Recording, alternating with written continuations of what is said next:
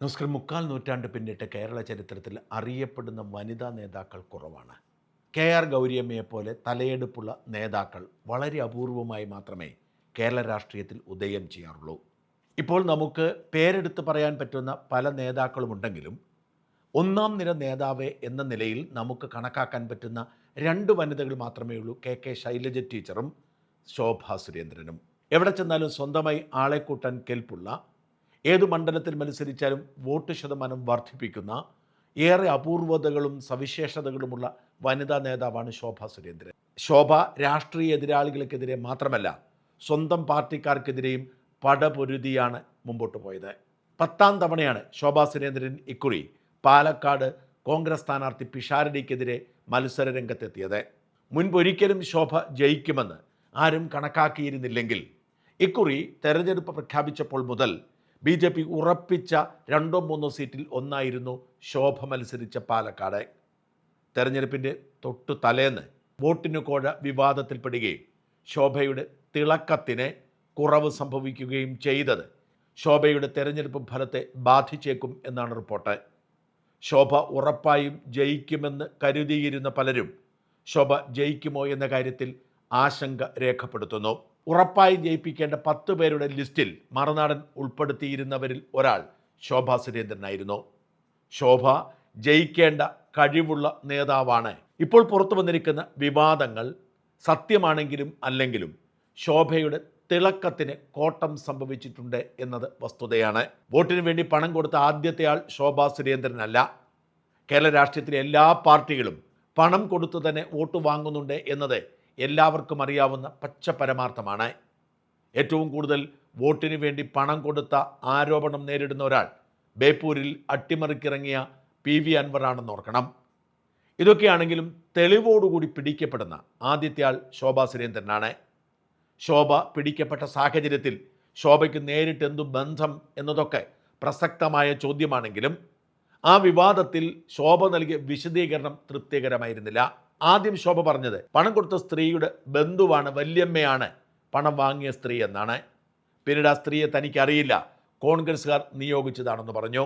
കാറിൽ അവരുണ്ടായിരുന്നല്ലോ എന്ന ദൃശ്യങ്ങൾ കാണിച്ചപ്പോൾ നിഴലാണെന്ന് പറഞ്ഞു. അങ്ങനെ പരസ്പരം യോജിക്കാത്ത തരത്തിലുള്ള വിശദീകരണങ്ങൾ കൊടുക്കുകയും ശരീരഭാഷ, മുഖഭാഷ കള്ളം പറയുന്നു എന്ന് തോന്നിക്കുകയും ചെയ്തത് ശോഭയ്ക്ക് ചെറിയ ക്ഷീണമലുണ്ടാക്കിയത്. പിന്നീട് ഒരുപാട് ന്യായീകരണങ്ങൾ ഉണ്ടായെങ്കിലും ശോഭയുടെ വിശ്വാസ്യത സംരക്ഷിക്കപ്പെട്ടില്ല. അടിച്ചു നിന്റെ കരണം പൊട്ടിക്കും തുടങ്ങിയ ശോഭയുടെ കടുത്ത പ്രയോഗമായിരുന്നു ആ വിവാദത്തിന് കാരണമായത്. അശ്ലീല ആംഗ്യം കാണിച്ചതുകൊണ്ടാണ് അങ്ങനെ പറഞ്ഞത് എന്ന് ശോഭ വിശദീകരിച്ചെങ്കിലും പുറത്തു വന്ന വീഡിയോയിൽ ഒരിടത്തും അത്തരമൊരു പരാമർശമില്ലാത്തത് കൊണ്ട് തന്നെ അത് നുണയായി വ്യാഖ്യാനിക്കപ്പെട്ടു. അതിനുശേഷം പുറത്തു വന്ന മറ്റൊരു ഓഡിയോ ശോഭാ സുരേന്ദ്രൻ്റെ തിളക്കത്തിന് വീണ്ടും കോട്ടമുണ്ടാക്കി എന്ന് പറയാതിരിക്കാൻ നിവൃത്തിയില്ല. ആലപ്പുഴയിലെ BJPയുടെ മുൻ വൈസ് പ്രസിഡന്റായിരുന്ന ബിന്ദു വിനയകുമാറും ശോഭാ സുരേന്ദ്രനും തമ്മിലുള്ള സംഭാഷണമാണ് പിന്നീട് ലീക്കാവുന്നത്. ബിന്ദു വിനയകുമാറിനെ കടുത്ത ഭാഷയിൽ വിമർശിക്കുകയും അടിച്ച് കർണം പൊട്ടിക്കുമെന്ന് പറയുകയും അവരെക്കുറിച്ച് അശ്ലീലമെന്ന് പറയാവുന്ന തരത്തിലുള്ള സംഭാഷണം നടത്തുകയും ചെയ്തു എന്ന തരത്തിൽ സോഷ്യൽ മീഡിയയിൽ ഇത് പ്രചരിച്ചു. ആ സംഭാഷണം ഇതാണ്. നിങ്ങൾ എന്തോ ഫേസ്ബുക്കിൽ നിങ്ങൾ BJP കാരിയല്ലേ? അതെ, ഞാൻ BJPയുടെ ആലപ്പുഴ നോർത്ത് ജില്ലാ വൈസ് പ്രസിഡന്റ് ആയിരുന്നു. അതെ, നോർത്ത് ജില്ലാ വൈസ് പ്രസിഡന്റ് ശോഭാ സുരേന്ദ്രനെ കുറിച്ച് പോസ്റ്റ് ഇടുന്ന കാര്യം ശോഭാ സുരേന്ദ്രനാണ് ഈ പൂന്തുറ ശ്രീകുമാർ മുഖാന്തരം നല്ല വൃത്തിയായിട്ട് പ്രവർത്തിച്ചുകൊണ്ടിരിക്കുന്ന എന്നെ പുറത്തോട്ട് വരാത്ത രീതിയിൽ ഈ പൂന്തുറ ശ്രീകുമാർ എനിക്ക് എന്താ ബന്ധമുള്ളതായിട്ട് പൂന്തുറ ശ്രീകുമാറുമായിട്ട് അവിടെ ആലപ്പുഴയില് അല്ല തിരുവനന്തപുരത്ത് ഇപ്പൊ നിങ്ങൾ സോമന്റെ കീപ്പാന്ന് നാട്ടുകാർ പറയുന്നുണ്ട്. അത് ഞാൻ പോസ്റ്റ് ഇട്ടാ എങ്ങനെയുണ്ടാവും? നിങ്ങൾ പോസ്റ്റ് ഇട്ടോ ഇടുന്നല്ല. പക്ഷെ ഒരു കാര്യം ഞാൻ പറയാം, നിങ്ങൾ ഈ പാർട്ടിക്കകത്ത് നിന്ന് നിങ്ങൾക്കെതിരെ ഞാൻ എന്തായാലും സ്റ്റേറ്റ് പ്രസിഡന്റ് പരാതി കൊടുക്കുന്നുണ്ട്. നിങ്ങൾ എന്തടിസ്ഥാനത്തിലാണ് പൂന്തുറ ശ്രീകുമാറിന് ഇവിടെ 2-3 ഹരിനാരായണനും അതുപോലെ തന്നെ കണ്ണനും ഇവരും ഒക്കെ ആയിട്ട് ചേർന്ന് ആ അറുമുഖം എന്ന അശ്വതി അറുമുഖം ഇവരൊക്കെ കൂടെ ചേർന്ന് നല്ല മര്യാദയ്ക്ക് നല്ല വൃത്തിയായിട്ട് പ്രസംഗിച്ച് പറഞ്ഞ് സംസാരിച്ച് വന്ന എന്നെ ഒതുക്കിയത് ഞാൻ വെളിയിലോട്ട് ആത്മാർത്ഥമായിട്ട് പറയാമെങ്കിൽ നിങ്ങൾക്ക് സ്നേഹം ഞാൻ ചോദിക്കട്ടെ, ഞാനൊന്നും പറഞ്ഞു ശോഭ അവിടെ വന്നപ്പം ഇത് തന്നെയാണല്ലോ പാലക്കാട്ടും പറഞ്ഞത്. ശോഭ മര്യാദയ്ക്ക് പറയണാണെങ്കിൽ എന്റെ കാര്യം കേൾക്കണം. അന്ന് അവിടെ വന്നപ്പോഴും ഞാൻ പറഞ്ഞു, ആ ഓഫീസിനകത്തിരിക്കുന്ന സെക്രട്ടറി എന്ന് പറയുന്ന കൊച്ചിനെ ആ ശ്രീകുട്ടൻ ആ കൊച്ചിനെ ഉപദ്രവിക്കത്തക്ക രീതിയിലുള്ള കാര്യങ്ങൾ ചെയ്തു. ആ ഓഫീസിലെ ശ്രീകുട്ടൻ, അത് നിങ്ങൾക്കറിയാം, നിങ്ങളോട് പറഞ്ഞിട്ടുണ്ട്. പൂന്തറ ആ കൊച്ചിനോട് പറഞ്ഞ എന്നാന്നോ, നീയും ഈ പാർട്ടി കാണത്തില്ലല്ലോ. ആലപ്പുഴ ജില്ലയിൽ ഇഷ്ടം പോലെ വന്നിട്ടുണ്ട്. ഈ കവലയ്ക്കൽ വന്ന് രാത്രിയിൽ അങ്ങോട്ട് വരണമെന്ന് പറഞ്ഞു. നിങ്ങൾക്ക് അഭിമാനമുണ്ടോ സ്ത്രീ? നിങ്ങൾക്ക് എന്തെങ്കിലും ഒരു സാമാന്യ മര്യാദ ഉണ്ടെങ്കിൽ നിങ്ങൾ എന്നെ വിളിച്ചിട്ടല്ലേ സംസാരിക്കുക? ശോഭ ഈ ആലപ്പുഴയിലെ വിഷയത്തിൽ ഇടപെട്ടിട്ടുണ്ടോന്ന് ഇപ്പൊ കേക്ക്. പറഞ്ഞവളാണെങ്കിൽ എന്നെ വിളിച്ച് ചോദിക്കണ്ടേ എന്താ ആലപ്പുഴയിലെ കാര്യത്തിൽ ശോഭാ സുരേന്ദ്രൻ ഇടപെട്ടെന്ന്? പണിക്കുട്ടി ഞാൻ തീർത്തരാം. ഇതാ ഞാൻ പറഞ്ഞത്, എന്തെങ്കിലും ഉണ്ടെങ്കിൽ എന്നെ വിളിച്ച് മര്യാദ എന്തെങ്കിലും ഉണ്ടെങ്കിൽ എന്നെ വിളിച്ച് മര്യാദയ്ക്ക് ചോദിക്കുമല്ലോ ഇപ്പൊ ചെയ്യുന്നത് നിങ്ങളും. അല്ലല്ല, ഞാൻ നിന്റെ ഭർത്താവിനും കാണും. നിനക്ക് ഭർത്താവ് ഉണ്ടോ എനിക്കറിയില്ല. നിന്റെ ഭർത്താവിനും കാണാൻ ഞാൻ വരും. അതില്ലാത്തത് ആരാണെന്ന് നാട്ടുകാർക്ക് മൊത്തം അറിയാം. അതില്ലാത്തത് ആർക്കാണെന്നും എനിക്കുണ്ടോന്നും എല്ലാം കൃത്യമായിട്ട് ജനങ്ങൾക്കറിയാം. എന്തിനാ ഈ ആവശ്യമില്ലാതെ പറയുന്നത്? ശോഭ എന്നോട് വിളിച്ചിട്ട് ചേച്ചി എന്താ പ്രശ്നം എന്നല്ലല്ലോ ചോദിക്കുന്നത്. ഫേസ്ബുക്ക് പോസ്റ്റ് നിനക്കെതിരെ വ്യക്തിപരമായിട്ട് ഞാൻ കംപ്ലൈന്റ് കൊടുത്തിട്ടില്ലെങ്കിൽ ഞാൻ പറയുന്നു, എന്റെ പൊതുപ്രവർത്തനത്തിൽ ഇത്രയും വൃത്തികെട്ട രീതിയിൽ നാട്ടുകാരുടെ കൂടെ നിന്ന് നീ കളിച്ചിട്ടുണ്ടെങ്കിൽ നീ എഴുതിക്കൊന്നു. ഒരിക്കലും ഇല്ല, ഒരിക്കലും നാട്ടുകാരുടെ കൂടെ നിന്ന് കളിക്കത്തില്ല. അത്രയധികം മാനസിക ഈ ഇലക്ഷൻ സമയത്ത് എന്നെ ഒരു വാർഡിൽ പോലും പ്രവർത്തിക്കാൻ സമ്മതിക്കാതിരുന്നത് ഈ അരുൺ അനിരുദ്ധനും കൂടെ ചേർന്ന് ശോഭ ചെയ്തതാണ്. അതായത് അറിയാത്ത കാര്യത്തിന്റെ പേരിൽ നിങ്ങൾ എനിക്കെതിരെ ഇട്ട പോസ്റ്റിന് നിങ്ങൾ മാപ്പ് പറഞ്ഞില്ല. നിന്നെ ഞാൻ കോടതി ഞാൻ കേട്ടു എന്നുള്ള കാര്യത്തിൽ ഒരു തർക്കം വേണ്ട. ഇവിടുത്തെ പോപ്പുലർ ഫ്രണ്ടിനേക്കാളും SDP-യേക്കാളും ഇവിടുത്തെ മാർക്സിസ്റ്റ് പാർട്ടി ഇത്രയും വലിയ ഗുണ്ടകളെക്കാളും പിന്നെ നീയല്ലേ ആലപ്പുഴയില് ഈ പണം കൊടുക്കാനുള്ള പെണ്ണിനെ ഇറക്കിയത്? ഞാൻ അറിയുന്ന പെണ്ണാണോ അത്? ഏത് പണം കൊടുക്കാനുള്ള? ഇപ്പൊ ഈ കേസ് മുഴുവൻ ഉണ്ടാക്കിയത് നീ ഒറ്റ. കാരണം നീയാണ് ഫേസ്ബുക്കിൽ പോസ്റ്റ് ഇട്ടത്. നീയാണ് അവളെ ഇവിടെ വിട്ടിട്ടുള്ളത്. തെളിയിക്കും. ആലപ്പുഴയിൽ നിന്നുള്ള കാറിലല്ലേ അവള് വന്നത്? എവിടെ? എന്റെ ശോഭ, നിന്നെ ഞാൻ കോടതി കേട്ടിട്ടില്ലെങ്കിൽ ഈ ആവശ്യമില്ലാത്ത കാര്യം ഒന്നും പറയണ്ട ശോഭ. ഈ ശോഭ എന്തെങ്കിലും കാര്യം ഉണ്ടെങ്കിൽ ശോഭ എന്നെ വിളിച്ച് ഇത്ര കോപത്തോടു കൂടി ചോദിക്കുന്നത് എന്തുകൊണ്ടാ? ശോഭയ്ക്ക് സങ്കടവും ദേഷ്യവും വന്നതുകൊണ്ടാ.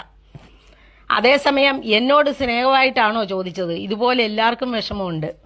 ഈ ഓഡിയോ ക്ലിപ്പ് കൂടി പുറത്തു വന്നതോടെ ശോഭയ്ക്ക് വലിയ തിരിച്ചടിയുണ്ടായി എന്ന് പറയാതിരിക്കുക നിവർത്തിയില്ല. ശോഭാ സുരേന്ദ്രൻ സാധാരണ സ്ത്രീകളുടെ പ്രതിനിധിയായി ഏത് പ്രതിസന്ധിയെയും ഏത് വെല്ലുവിളിയെയും നേരിടാൻ പ്രാപ്തിയുള്ള ഒരു വനിതാ നേതാവായി അറിയപ്പെടുമ്പോൾ എന്തുകൊണ്ടാണ് ഇങ്ങനെ പ്രതികരിക്കുന്നത് എന്ന ചോദ്യം ശോഭയുടെ ആരാധകർക്കിടയിൽ പോലും ഉയർന്നു വന്നു. ശോഭയുടെ വിജയത്തിന് വേണ്ടി പ്രാർത്ഥിച്ച അമ്മമാർക്കും പെങ്ങന്മാർക്കുമൊക്കെ നിരാശയുണ്ടായി എന്നതാണ് വാസ്തവം. എന്നാൽ ശോഭ നൽകുന്ന വിശദീകരണം പൂർണ്ണമായും തള്ളിക്കളയാൻ പറ്റുന്നതുമല്ല. ശോഭയോട് ഏറ്റവും അധികം പക വീട്ടാൻ ശ്രമിക്കുന്നത് സ്വന്തം പാർട്ടിക്കുള്ളിലുള്ളവരാണ് എന്നത് എല്ലാവർക്കും അറിയാവുന്ന വാസ്തവമാണ്.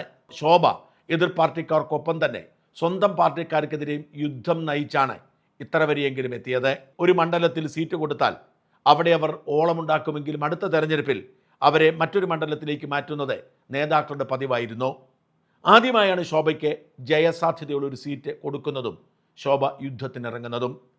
ഇവിടെ ശോഭ ജയിക്കരുതേ എന്ന വാശി പാർട്ടിക്കാർക്ക് തന്നെ ഉള്ളതുകൊണ്ടാവാം ശോഭ ഈ വിവാദത്തിലേക്ക് ചെന്ന് ചാടിയത്. സാരി കൊടുത്തു എന്ന വിവാദമായിരുന്നു ശോഭയ്ക്കെതിരെ ആദ്യമുണ്ടായത്. പിന്നീടാണ് വോട്ടിന് വേണ്ടി പണം കൊടുത്തു എന്ന വിവാദമുണ്ടാകുന്നത്. ഇത് രണ്ടും എല്ലാവരും ചെയ്യുന്നതാണെങ്കിലും ശോഭ മാത്രം ചെയ്തു എന്ന തരത്തിൽ വാർത്തയാകാൻ കാരണം പാലക്കാട്ടെ ചില സ്ഥാനമോഹികളായ നേതാക്കന്മാർ തന്നെ എതിർ പാർട്ടിക്കാരെ വിളിച്ചു പറഞ്ഞു എന്നാണ് പാലക്കാട് നിന്ന് റിപ്പോർട്ടുകൾ സൂചിപ്പിക്കുന്നത്. BJPക്കാർ തന്നെയാണ് ശോഭയെ ഒറ്റിക്കൊടുത്തതെന്ന് ഈ വിഷയത്തിൽ ഇടപെട്ട ഒരു കോൺഗ്രസ് നേതാവ് എന്നോട് പറയുകയുണ്ടായി. എന്ന് മാത്രമല്ല, ശോഭയെ അപമാനിക്കുന്നതിന് വേണ്ടി ഇപ്പോൾ പുറത്തു വന്നിരിക്കുന്ന രണ്ടാമത്തെ ഓഡിയോ ക്ലിപ്പ്, ഞാൻ മുമ്പ് കേൾപ്പിച്ച രണ്ടാമത്തെ ഓഡിയോ ക്ലിപ്പിൻ്റെ പശ്ചാത്തലം അധികമാരും അറിയുന്നില്ല. BJPയുടെ വനിതാ നേതാവായിരുന്ന ബിന്ദു വളരെ മോശമായ ഭാഷയിൽ ശോഭയ്ക്കെതിരെ ഒരു ഫേസ്ബുക്ക് പോസ്റ്റ് ഇട്ടിരുന്നു. ആ പോസ്റ്റ് ഇങ്ങനെയായിരുന്നു: ശോഭാ സുരേന്ദ്രൻ പച്ചവെള്ളം ചവച്ചു കുടിക്കുന്ന പാവമല്ല, നല്ല വിളഞ്ഞ വിത്താണ്. സ്വന്തമായി പക്ഷമുണ്ടാക്കാനുള്ള ശ്രമത്തിലാണ് ആലപ്പുഴ നോർത്ത് ജില്ലയിലെ പക്വതയുള്ള വനിതകളെ സ്ഥാനത്തു നിന്ന് സ്വന്തം പക്ഷത്തെ തിരുവനന്തപുരത്തെ ഗുണ്ടയും BJP സ്റ്റേറ്റ് സെക്രട്ടറിയുമായ പൂന്തറ ശ്രീകുമാറിൻ്റെ സഹായത്താൽ സ്ഥാനത്തു നിന്നും മാറ്റി. ശബരിമല സ്ത്രീ പ്രവേശന വിഷയത്തിൽ സെക്രട്ടേറിയറ്റിൽ നിരാഹാരം കിടക്കുമ്പോൾ ശോഭയ്ക്ക് പ്രോട്ടീൻ പൗഡർ കലക്കിയ വെള്ളമായി വെളുപ്പിന് നിരാഹാര പന്തലിലെത്തിയിരുന്ന വിശ്വസ്തനായിരുന്നു പൂന്തറ. ഒരു ജില്ലയിൽ നിന്നും ഒരു വനിതയെയും ഉയർന്നു വരാത്ത വിധം തടയെടുത്ത് നിർത്താൻ നല്ല കഴിവാണ്. പാതിരാത്രിയിലും പിരിവ് വാങ്ങാൻ പതുങ്ങി വരും. വിളിക്കുന്നവർ ചെന്നില്ലെങ്കിൽ സ്ഥാനം തെറിപ്പിക്കും. ജില്ലാ പഞ്ചായത്തിലേക്ക് നിന്ന് തോറ്റാൽ നിയമസഭാ സ്ഥാനാർത്ഥിയും ആശ്രിത വത്സരനാണ്. അങ്ങനെ കിട്ടിയതാണ് സീറ്റ് എന്ന് പറയപ്പെടുന്നു. ഒരു സ്ത്രീയുടെയും ഫോട്ടോ സംസ്ഥാനത്തോട്ട് വിടാതിരിക്കാൻ പക്ഷക്കാരുണ്ട്. ഉദ്ഘാടനം ചെയ്യിക്കാതിരിക്കാനും പ്രസംഗിപ്പിക്കാതിരിക്കാനും പക്ഷക്കാരുണ്ട്. ജില്ലാ പ്രസിഡന്റ് നോക്കുകുത്തിയാക്കി വയ്ക്കാൻ അവർക്ക് കഴിഞ്ഞു. ഇപ്പോൾ പാലക്കാട്ട് നിന്ന് തിളയ്ക്കുന്ന പെൺകുണ്ട 8 കൊല്ലം മുൻപും അവിഹിത സാരഥിയായിരുന്നു. അന്ന് ഷഡ്ഡി ഉണക്കാനും മറ്റും ഒരു ഫോട്ടോഗ്രാഫർ ഉണ്ടായിരുന്നു. അയാൾ ദുരൂഹത സാഹചര്യത്തിൽ മരിച്ചുപോയി എന്നാണ് പിന്നീട് അറിഞ്ഞത്. കലാമണ്ഡലം സത്യഭാമയും അന്നത്തെ തോഴിയായിരുന്നു. കുറേ കാലം എപ്പോഴോ കൂടെ കാണുമായിരുന്നു. പെൺകുട്ടികളുടെ അഭിമാനത്തെക്കുറിച്ച് പറയാൻ എന്താണ് യോഗ്യത എന്ന് ചിന്തിക്കുന്നത് കൊള്ളാം. ആലപ്പുഴ നോർത്ത് ഓഫീസിൽ ശോഭ തീറ്റ കൊടുത്ത് വളർത്തുന്ന ഒരു കോഴിയുണ്ടല്ലോ, അവനുണ്ടാക്കുന്ന പ്രശ്നങ്ങൾക്ക് കൂട്ടാരാണെന്ന് ചിന്തിക്കുന്നവർക്ക് കൊള്ളാം. ഇപ്പോൾ പാലക്കാട് തള്ളുന്നത് ഇലക്ഷൻ വരുമ്പോൾ അജണ്ട സെറ്റ് ചെയ്ത് കാട്ടിക്കൂട്ടുന്ന അഭിനയമാണെന്ന് ഞങ്ങൾക്ക് എല്ലാവർക്കും അറിയാം. പാലക്കാട്ടെ തോഴി തന്നെയാണ് കഴക്കൂട്ടത്തും അഭിനയിച്ചത്. താൻ ഉപയോഗിക്കുന്ന ടോയ്ലറ്റ് മറ്റ് വനിതകൾ ഉപയോഗിച്ചാൽ തനിക്ക് ഇൻഫെക്ഷൻ ഉണ്ടാകുമെന്ന് പറഞ്ഞ് പാവപ്പെട്ട വനിതാ പ്രവർത്തകരെ പാതിരാത്രി പറമ്പിലേക്ക് പറഞ്ഞു വിട്ട കൊച്ചമ്മയ്ക്കാണോ സ്ത്രീകളോട് സ്നേഹം? എല്ലാം അഭിനയം. മോദിജിയെയും BJPയും സ്നേഹിക്കുന്ന ഞങ്ങൾ അച്ചടക്കമുള്ള പാർട്ടി പ്രവർത്തകരായി എല്ലാം ക്ഷമിച്ചു കഴിയുന്നു. തകഴി മണ്ഡലം അവർ നശിപ്പിച്ചു. ഇലക്ഷൻ പ്രഖ്യാപിച്ചപ്പോൾ പ്രസിഡന്റ് മാറ്റി പക്ഷക്കാരെ നിയമിച്ചു. ജില്ല അറിയാതെ ഇവിടെ പിരിക്കരുതെന്ന് പറഞ്ഞ് ജില്ലാ പ്രസിഡന്റ് ഒതുക്കാൻ വേണ്ടതെല്ലാം ഇവിടെ ചെയ്തു. ഇത് മനസ്സിലാക്കിയ സാധാരണ പ്രവർത്തകരായ ചെറുപ്പക്കാരെ അടിച്ചൊതുക്കാൻ നോക്കി. ഇത് മനസ്സിലാക്കി രാജീവ് ചന്ദ്രശേഖർ ശോഭപക്ഷക്കാരെ മാറ്റാൻ പറഞ്ഞു. പൂന്തറയുടെ കുരുട്ടുബുദ്ധിയിൽ പ്രശ്നക്കാരെ നിലനിർത്തി പാവങ്ങളെല്ലാം മാറ്റി. ത്യാഗം സഹിച്ച് ഇഷ്ടക്കാരന് പ്രത്യേകപരമായി തീറ്റ കൊടുത്തു. ഒരിക്കലെങ്കിലും ജയിക്കാൻ ആഗ്രഹിക്കുന്നവരുടെ മധുര പ്രതികാരമേ കരുതിയാലും മതി. ജയ് നരേന്ദ്രമോദി, ജയ് BJP തുടരും. ഇത്രയും പ്രകോപനപരമായൊരു പോസ്റ്റ് ഇട്ടതിൻ്റെ പശ്ചാത്തലത്തിലാണ് ശോഭാ സുരേന്ദ്രൻ വിളിച്ചതും സംസാരിച്ചതും. ഏതൊരു വ്യക്തിയും ഏത് പദവിയിലിരുന്നാലും അടിസ്ഥാനപരമായി അവരുടെ ഈഗോയ്ക്ക് ക്ഷതമേറ്റാൽ അവർ പറയുന്നത് എന്താണെന്ന് നമുക്ക് ഊഹിക്കാൻ കഴിഞ്ഞെന്ന് വരില്ല. ഇവിടെ ശോഭാ സുരേന്ദ്രനെ അങ്ങേയറ്റം അധിക്ഷേപിച്ചുകൊണ്ട് ഒരു വനിതാ BJP നേതാവ് തന്നെ രംഗത്ത് വന്നപ്പോൾ ഒരുപക്ഷെ അവരുടെ നിയന്ത്രണം വിട്ടുപോയതാവും. ശോഭ എന്തായാലും കുറച്ചുകൂടി ജാഗ്രത പുലർത്തണം. എതിർ രാഷ്ട്രീയക്കാർക്ക് മാത്രമല്ല, സ്വന്തം പാർട്ടിക്കാർക്കുള്ളിലും ഇത്രയേറെ ശത്രുക്കളുള്ളപ്പോൾ വാക്കിലും പ്രവൃത്തിയിലും ജാഗ്രത പുലർത്തിയില്ലെങ്കിൽ പൊതുസമൂഹം തെറ്റിദ്ധരിച്ചെന്ന് വരും. എന്തായാലും ഈ വിവാദങ്ങളിൽ ആരുടെ ഭാഗത്താണ് ശരിയെങ്കിലും ശോഭയുടെ തിളക്കം നഷ്ടപ്പെട്ടെന്നും ശോഭയുടെ ആരാധകർ നിരാശരാണെന്നും പറയാതിരിക്കാൻ നിവൃത്തിയില്ല.